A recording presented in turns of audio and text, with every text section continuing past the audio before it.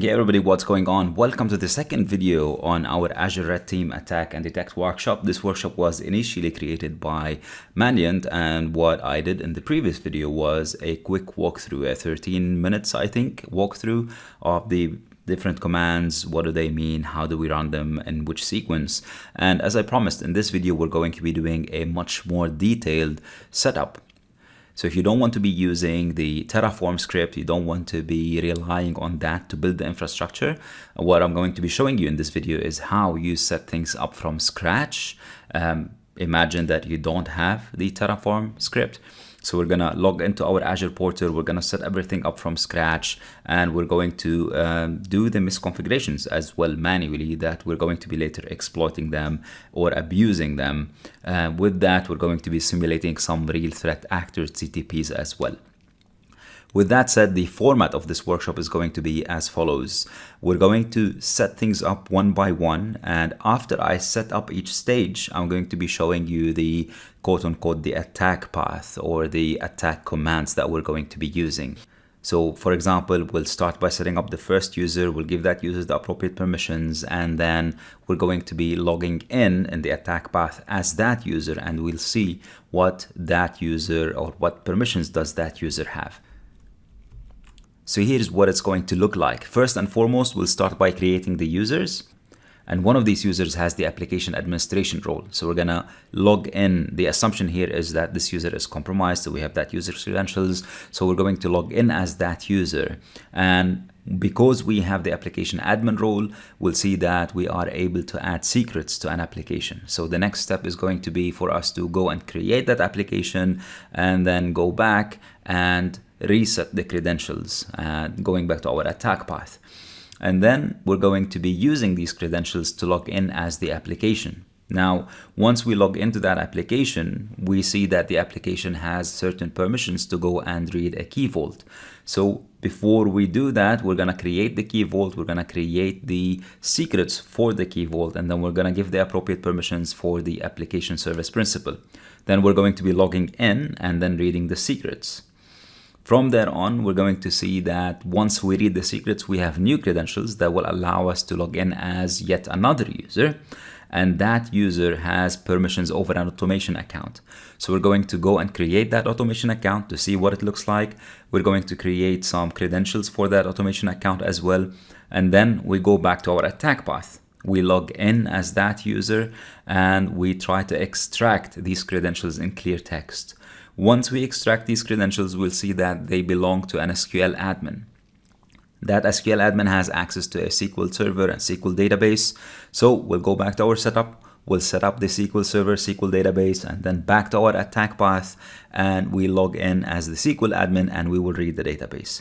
Now, one thing that I avoided doing throughout this workshop, I left it to the very end, is the conditional access policies.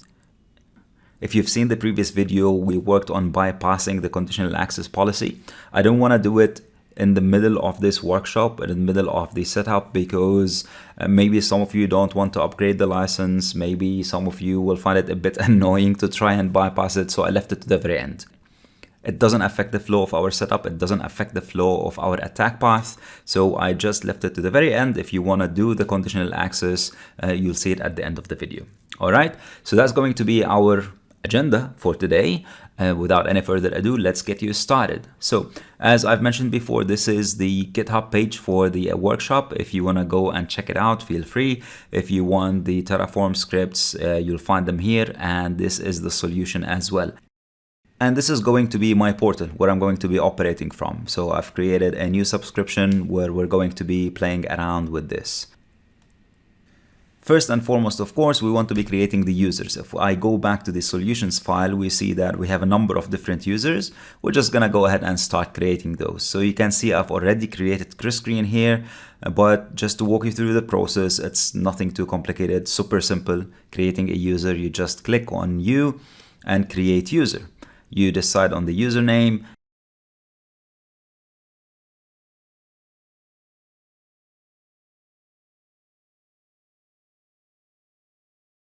And you have a couple options here. Either allow the portal to auto-generate a password, or you can choose whichever password that you want. In any case, later on, you're gonna have to select a new password.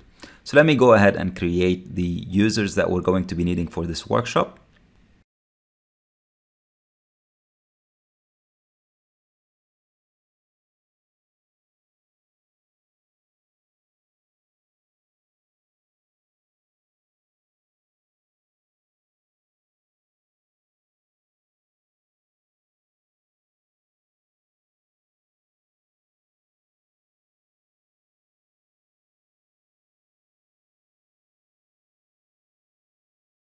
And now that we are done creating these users, in our attack path, the first thing that we're going to be doing is logging in as the user Chris Green.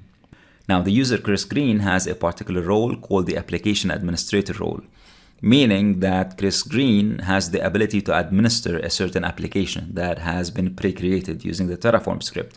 So let's go ahead and create this application ourselves. To do that, we're going to go to the application registration.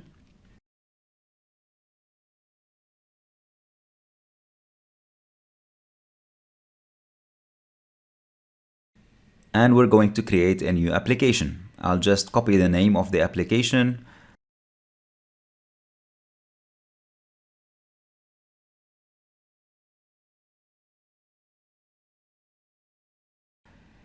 And that's about it. Now we have a newly created application. And of course, we want to give Chris Green the permissions, the appropriate permissions to be able to administer this application. So we go into the user.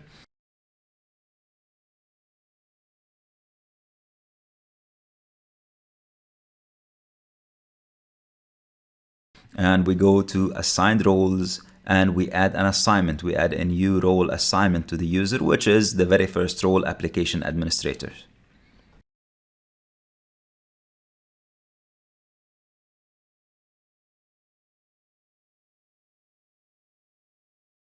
Now, if you've seen the previous video, this is where we start. We start with this user that is already created and we use the Azure client to log in using the terminal, using the command line. But I want to show you what it looks like from the portal as well. So if I go and log in as Chris Green, you'll see that I have access to certain applications. And because I have the role of the application administrator, I would be able to go and reset credentials for that application. So now that we've seen what it looks like in the portal, let's see what it looks like on the client side. So here I'm just using the Azure client to log in.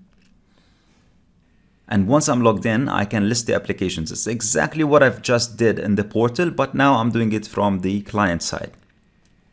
Now that I have the details of the application, the name and the ID of the application, I can go and force a credential reset, which will allow me to get or generate a new password for that application. Once that password is generated, the next step is going to be to log in as the application. Now notice the password here, it starts with WDS. If I go back to the portal, basically we could have done the exact same thing using the portal. I could have gone into the application, certificates and secrets, and then created a new secret. And you can actually see it here. This is the secret that was created with the client interface. And you can see the value of the secret WDS. So let me clear my session. The next step, of course, for me is to be able to log in as the application. I have the ID, I have the password,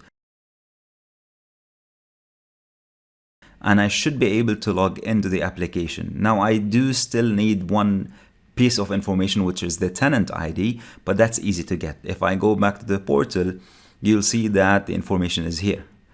The application ID, the tenant ID as well. So I'm just going to copy the tenant ID and log in as the application. So that was the second step. I managed to reset the credentials for the application because as Chris Green, I can do that. I have the application administrator role. So I've reset the credentials for the application and I logged in as the application.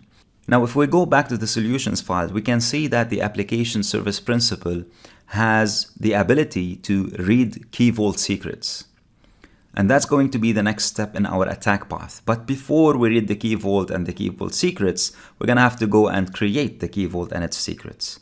Now, if you have a brand new subscription like the one that I have, and you try to create any resource, in this instance, for example, I'm trying to create a Key Vault, you have first to determine the resource group that you want to put this resource in. I haven't created a resource group yet, so let's go ahead and do that. So that's going to be step one. First, I'm going to create a resource group.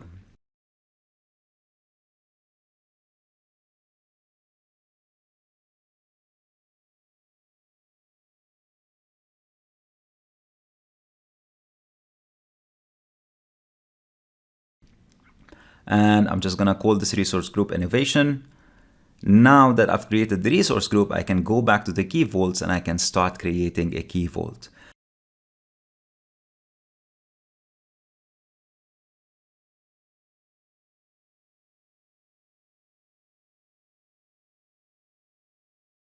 I'm going to put this in the resource group innovation. I'll give it a name.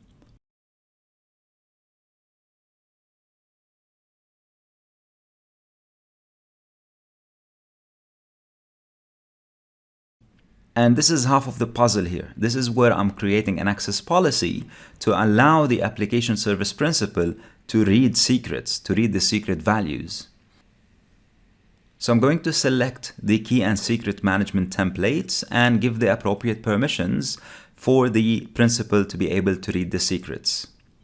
And here, of course, I'm going to have to select the service principal of the application to make sure that the access policy is assigned or applied to it.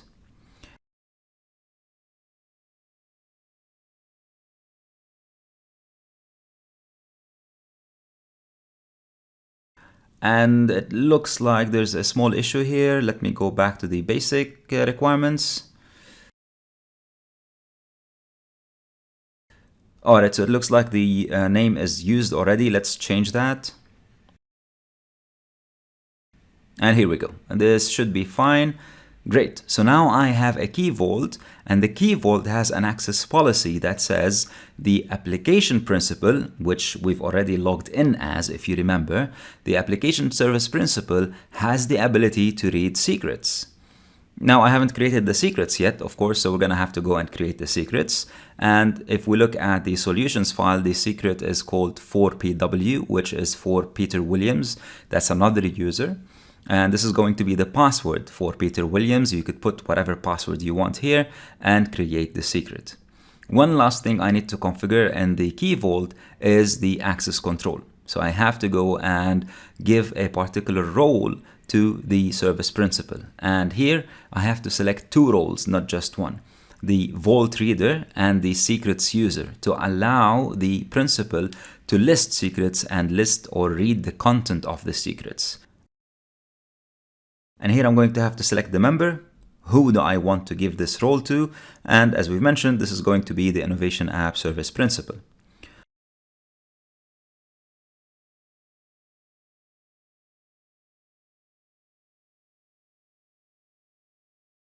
So let me do the same thing for the second role as well.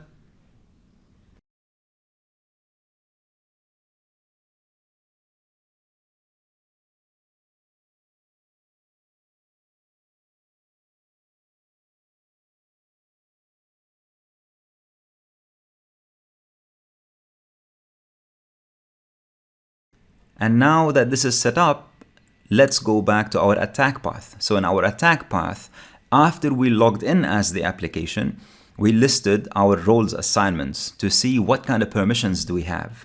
And this is what we're doing right here. And you can see, as we've seen in the previous video, we have the roles to read secrets and read the secret values. So first thing is we're going to list the key vaults to see what key vaults do we have access to. Once we get the key vault list or the key vault names, we're going to list the secrets inside these key vaults.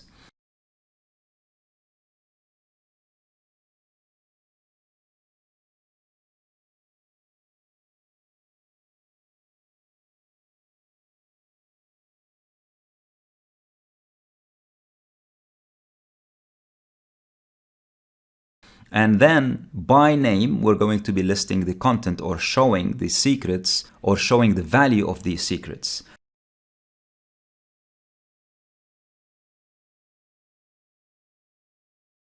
And as we can see here, we managed to pull out the secret value.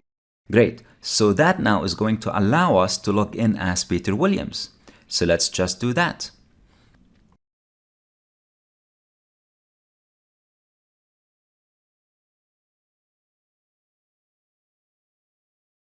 Going back to our solutions file, we can see that Peter Williams has a role as well over something called Automation Accounts. So let's set this up. First, we're going to create the automation account. We're going to create some credentials that we will pull later out of these automation accounts. And of course, we don't want to forget to give Peter Williams the appropriate permissions to do that. Remember, this is our setup or our misconfigurations, right? So let's go ahead and create our automation account. I'll select the resource group, give it a name, and from here on, it's pretty straightforward.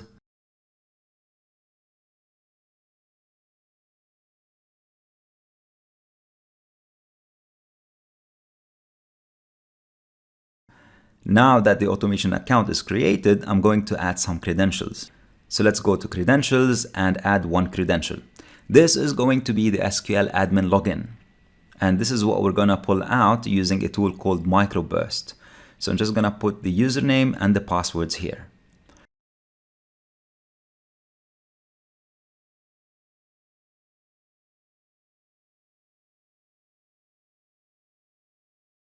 And not to forget to assign the roles as well for Peter Williams. Peter Williams will have the contributor role, which is pretty much full access over the automation account.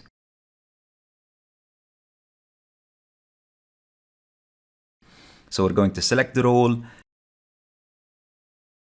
select the member, and that's about it.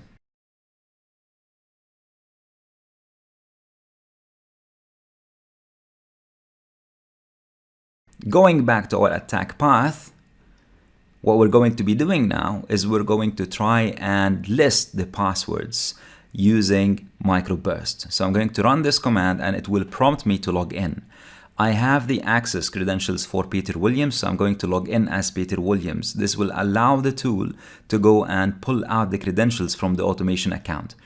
Now, the way the tool works is that it's going to create a runbook, and using that runbook, it's going to pull out these credentials.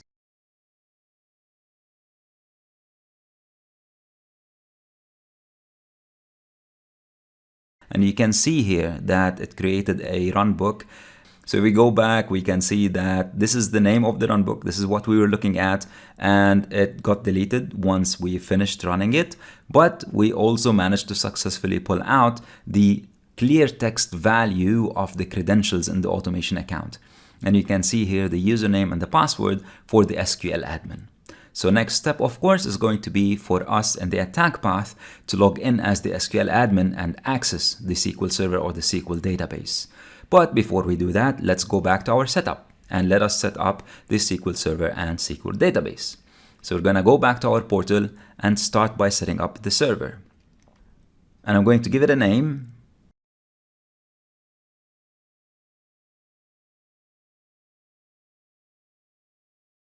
And make sure that I'm selecting a name that is not used.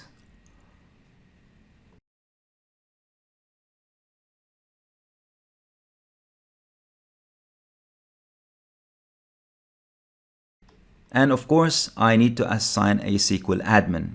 And my SQL admin here is going to be, well, SQL admin.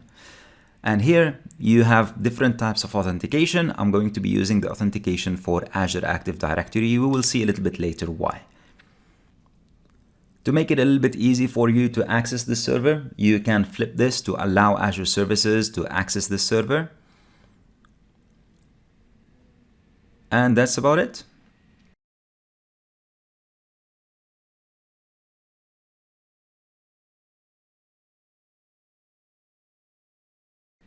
Once this is done, of course, we want to create a SQL database. So I'm going to go into SQL databases and set one up.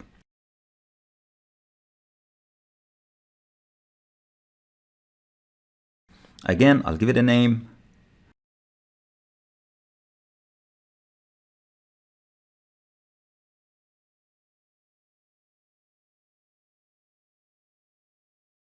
And here it would help if you allow yourself access to this database. Otherwise, you're going to have to go and do it from the firewall. And I don't want to enable Defender for now. And we're going to create some sample data so we can see the names of the customers and their PIIs and so on. So I'm going to review and create this. And we're done. This is all set up now.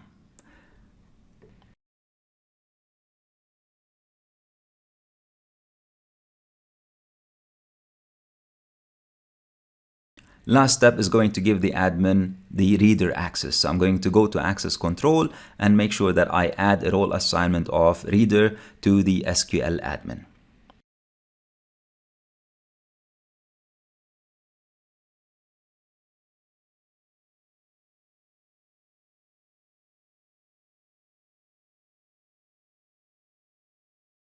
So now that the setup is complete, let's go back to our attack path. Revisiting the output from the microburst tool where we pulled out the credentials from the automation account, I'm going now to go and log in as the SQL admin that we just compromised.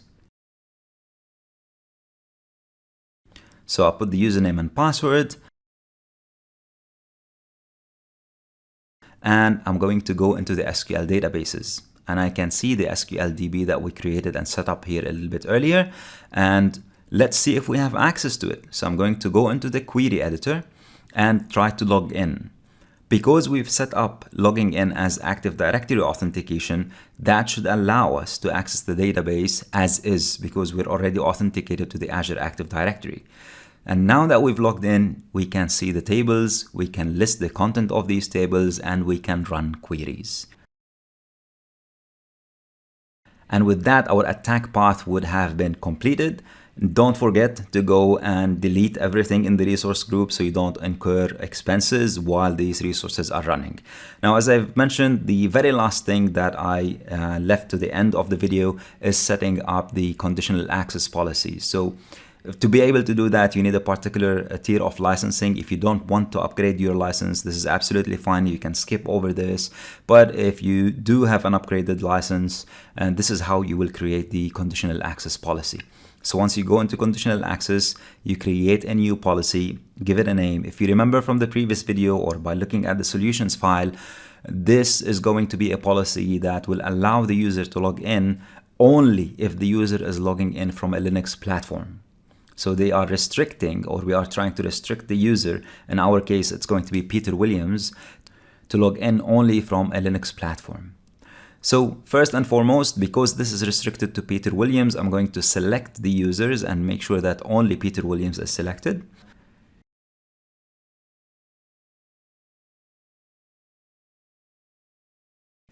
And then I have to decide, what do I want to apply this policy on? Am I applying it to particular apps, or am I applying it to all apps? In this instance, we'll go with all apps. And this is the interesting part here, the conditions. What are the conditions or signals, so to speak, based on which we're going to decide whether we will allow Peter Williams to log in or not? And in our case, what we want to do is we're going to block all the platforms except Linux. So we're going to exclude Linux from our policy. And what's the decision that we're going to be making when we see Peter Williams logging in? If Peter Williams is logging in from anything that is not Linux, we're going to block access.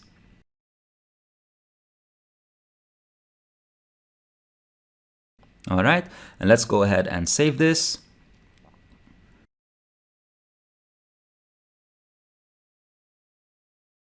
Oh, I forgot to enable the policy. Let me go back and make sure that the policy is enabled. We'll switch that to on, and we will save it again.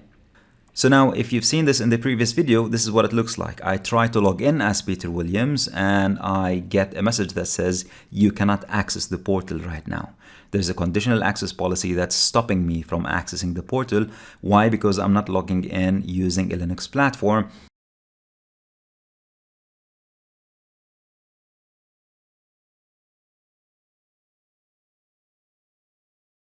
And we've seen how to bypass this. So if I change the user agent and I have the browser pretend to be a Linux-based browser, I should be able to log in as Peter Williams.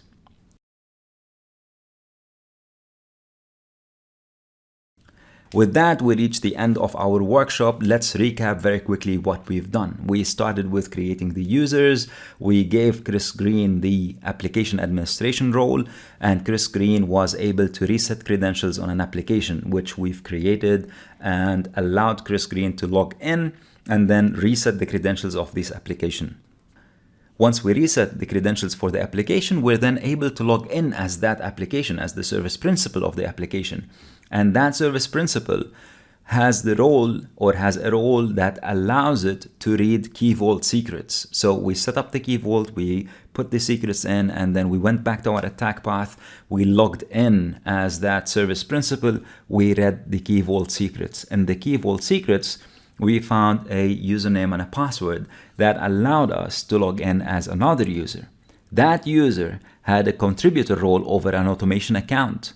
So we were able to use that automation account to pull out clear text credentials from the automation account credentials. These clear text credentials were the SQL admin credentials. We were then able to log in as the SQL admin and access the database, read the customer information, read the PIIs, and reach our target goal. With that, we would have reached the end of this video and the end of this workshop. I hope that you've enjoyed it. I hope that you've learned a thing or two. If you like it, if you've enjoyed the video, please make sure that you share it with your friends and with your colleagues, and I will see you soon in another video.